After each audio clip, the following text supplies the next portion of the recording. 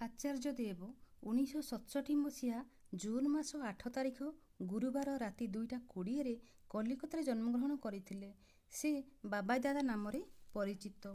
ତାଙ୍କ ଭଲ ନାମ ହେଉଛି ଅର୍କଦ୍ୟୁତି ଚକ୍ରବର୍ତ୍ତୀ। ଅର୍କ ଅର୍ଥ ସୂର୍ଯ୍ୟ, ସୂର୍ଯ୍ୟଙ୍କ ଭଳି ପ୍ରତିଭା ତାଙ୍କର ଥିଲା। ବାବାଦାଦା ପ୍ରଥମେ ଉପଯୋଜନା କେନ୍ଦ୍ର ଆରମ୍ଭ କରିଥିଲେ। ଘର ଘର ବୁଲିକି ସବୁ ଘରେ ଠାକୁରଙ୍କୁ ସଜ୍ଜିତ କରି ଠିକ୍ ସ୍ଥାନରେ ସ୍ଥାପନ କରିବ। ସ୍ୱତଃ ଅନୁଜ୍ଞା ପାଠ କରିବ। ପ୍ରାର୍ଥନା ପରେ ସ୍ୱାମୀ ଶାଶୁ ଗୁରୁଜନମାନଙ୍କୁ ପ୍ରଣାମ କରିବ। ଥାଲକୁଡ଼ି ସେବନ କରିବ। ନାମ ଧ୍ୟାନ ଯେତିକି ସମୟ କରୁଛନ୍ତି ଆଉ ଟିକେ ସମୟ ବଢ଼େଇବ।